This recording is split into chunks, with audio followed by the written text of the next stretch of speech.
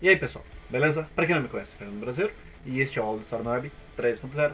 Hoje vamos retomar nossa série pausada anteriormente sobre as reformas protestantes. No primeiro vídeo tivemos as causas, as principais reformas e tal, aquela guerra que deu na Boêmia e tudo mais. Se você não perdeu, dá uma conferidinha no Reforma Protestantes vídeo 1. Vamos pro vídeo 2 falando daquele que talvez se tornou o maior nome, né, da Reforma Protestante, que foi do Martinho Lutero, né, do luteranismo. Vamos conferir o que ele pregava, como é que ele agia, o que houve, quem apoiou, quem era contra. Bom, vamos dar aquela conferida.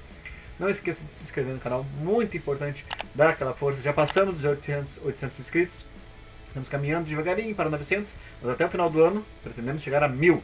Já falei demais, pessoal? Bora para a vinheta.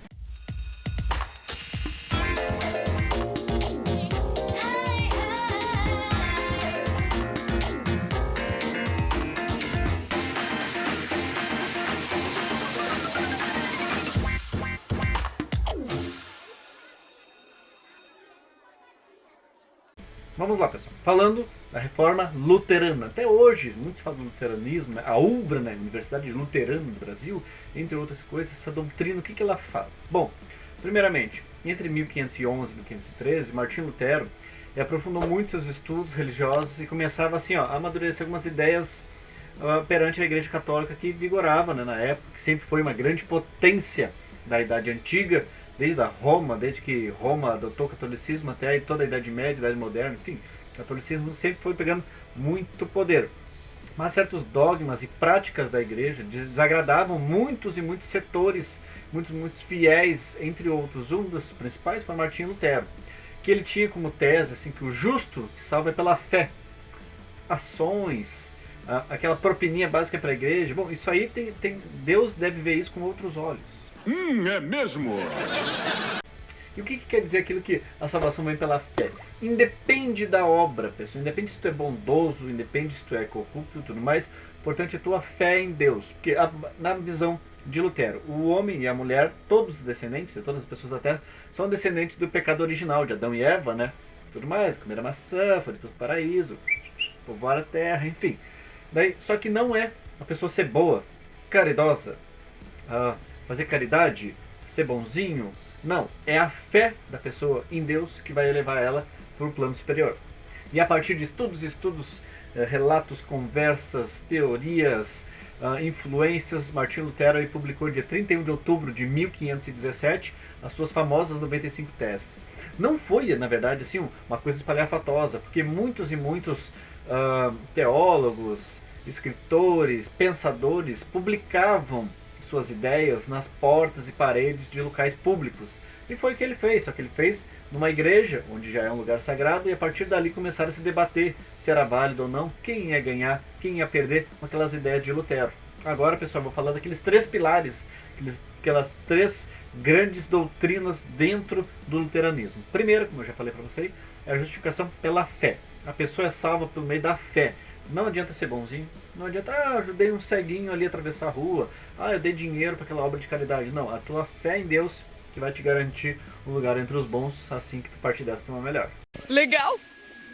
Outro ponto importante, que aí sim mexer com os grandes, mexer com a Igreja Católica, é o sacerdócio universal. O que isso quer dizer? Quer dizer que eu não preciso ir na igreja, falar com o padre, com o bispo, o cardeal, seja lá qual for o cargo que ele tenha, para ele repassar a mensagem para Deus. Não. A ideia do luteranismo é, eu me comunico diretamente com Deus, dentro da minha casa, no carro, vamos supor assim, eu sou luterano, estou no carro, vou rezar a Deus, por favor, me dê um bom dia de serviço, e assim por diante. Não é necessário que eu vá até um local predestinado, que seja a casa de Deus, falar com uma pessoa que alguém determinou que é um enviado de Deus, que é um mensageiro de Deus, não. O sacerdócio é universal. Eu falo direto com o God. Você é o bichão mesmo, hein, doido? E esse terceiro ponto também é muito interessante, porque ele também alfineta a Igreja Católica, que ele nega que a Igreja é infalível. O que isso quer dizer?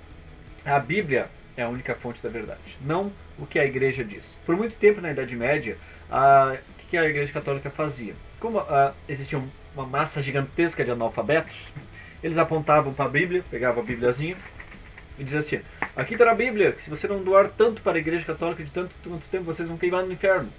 O povo não sabendo ler, bom, tinha que doar, né? O padre falou que o cara ia pro inferno, mas no momento que chega alguém aculturado, o padre vai dizer assim: você tem que me doar você tem 3 cabeças de gado, doe uma para a igreja, senão você vai para o inferno, diz aqui na Bíblia. O cara aculturado vai olhar e vai dizer: deixa eu ver a página. Opa, caiu os buteados do bolso do padre. Então, assim, não é a igreja que é infalível, é a Bíblia. A Bíblia é a única fonte da verdade. E também ela não aceita culto a santos. A igreja católica, bom, cada fim de semana tem um santo diferente. Alguns são feriados, outros não. Então, o luteranismo não tem essa. E também não adora, né, não idolatra, enfim, seja lá qual é o termo, assim, imagens religiosas, tipo esses pastor, esses Cedir Macedo, esses Valdomiro Santiago, e também a autoridade do Papa não é reconhecida. Bem louco! Mas isso traz um efeito muito grande, né, na época, né?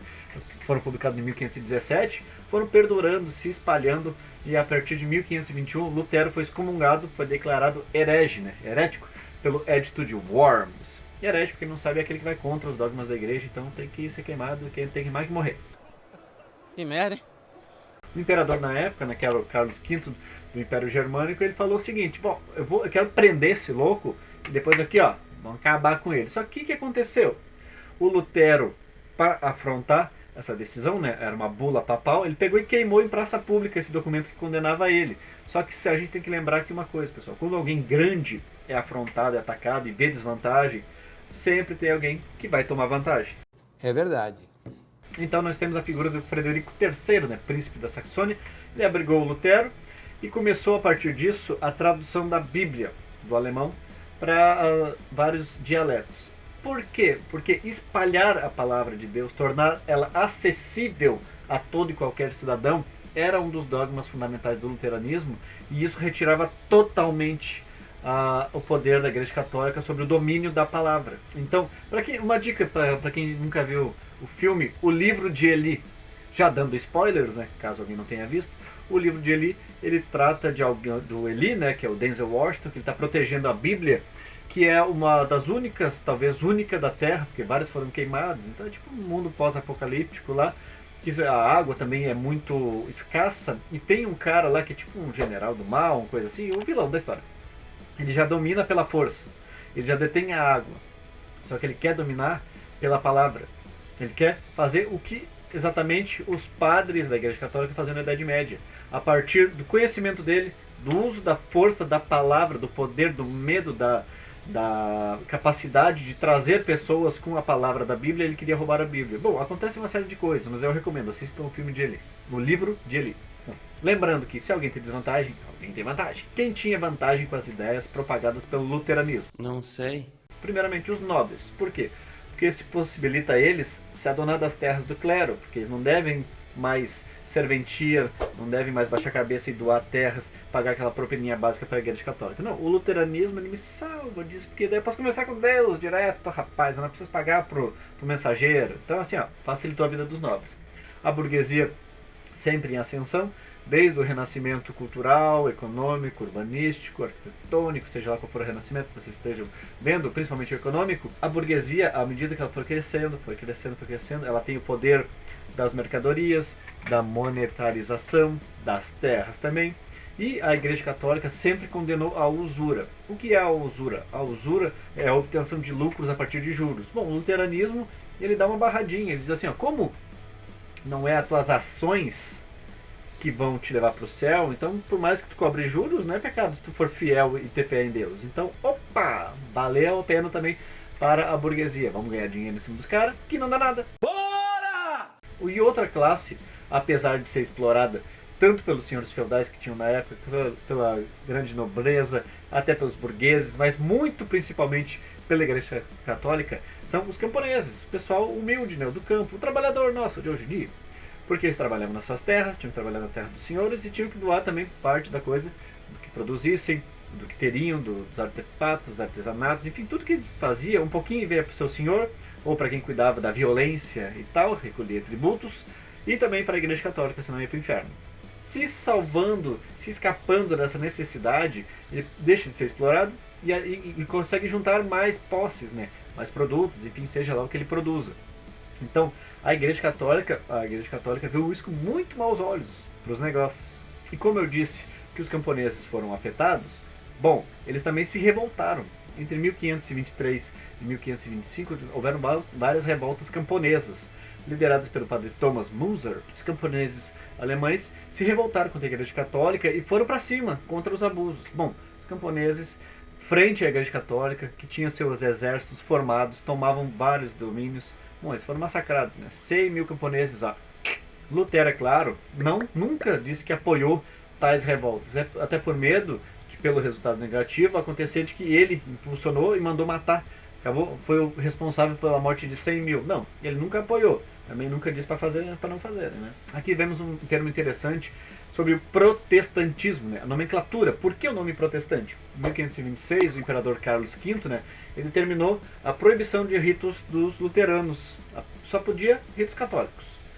Para protestar quanto a isso, vários príncipes em 1529 se reuniram nas suas províncias e contestaram essa decisão. Esses protestos, essas reivindicações, acabou aglomerando, juntando o nome protestantes, os príncipes protestantes. Por isso, protestantismo.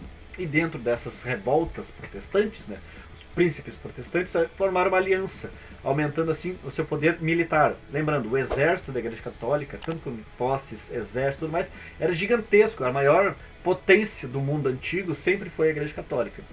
Mas aí nós temos a Liga Esmalcalda ou a Schmal... Essa aqui vai ser difícil. Schmalkalden. Eu não entendi o que ele falou. Criada em 1531, ela visava o quê? A proteção dos príncipes protestantes, suas províncias, suas regiões, enfim, vamos fazer frente à Igreja Católica militarmente também, não só no campo das ideias. E em 1530 temos o protestantismo bombando, o luteranismo formalizado a partir da Confissão de Habsburg, que as religiões protestantes se arrumaram, se formalizaram, se estruturaram. Bom, daí a Igreja Católica já começou a dar um passinho para trás e viu, o bagulho é tenso. 20 anos depois, pessoal, dentro dessas revoltas, armações, ligas, protestos, revoltas, enfim, temos a Paz de Augsburgo. O que é isso, pessoal? Em 1550, o imperador Ferdinando I assinou com os protestantes a Paz de Augsburgo. O que quer dizer isso? Ele aceitou, e não aderiu, ele aceitou o protestantismo como uma religião oficial dentro do império. Daí, cada governante das suas províncias, das suas localizações, enfim, tinha o direito de escolher a religião oficial, seja ela o catolicismo, seja ela o protestantismo. Os conflitos, querendo ou não, eles duraram mais um bom tempo, até 1555, mas já foi um começo de estruturação e de perpetuação do protestantismo dentro da Europa. Certo, pessoal? Esse aqui foi mais um videozinho falando da Reforma Protestante, o nosso segundo. O primeiro foi as causas, as origens, revoltas boêmias. Hoje falamos do luteranismo, o que ele prega, alguns que tiraram vantagem, outros que tiraram desvantagem, enfim. Se vocês estão curtindo, deixa o likezinho no vídeo, muito importante dar aquela força. Se vocês não estão curtindo, pode dar dislike, não tem problema. Só manda o porquê. Ah, a voz está muito alta, a voz está muito baixa, não gostei do PowerPoint, queria a câmera maior. Deem ideias, façam um feedback positivo. Vamos estruturar o canal para que ele possa realmente ajudar vocês. Eu sei que eu tenho alguns vídeos, os primeiros vídeos do canal, eles estão meio defasados. Áudio ruim, imagem tosca, edição mal feita. Eles serão refeitos à medida que o conteúdo atual for avançando e eu for finalizando. Eu vou refazer, vou voltar no tempo e refazer eles, ou vou estruturar eles de uma maneira que fique melhor para todo mundo, certo? É claro. Não se esqueça de se inscrever no canal, muito importante, dar aquela força. Estamos quase chegando nos 900 inscritos. Quem dera, ao final do ano chegamos a 1000 para começar a monetizar o canal. O Retro Games BR já passamos dos 3.000 inscritos. Se tudo der certo, até o final do ano a gente consegue uns 3.500. Vamos, né? Se inscreva no canal, já falei demais, pessoal. Até a próxima.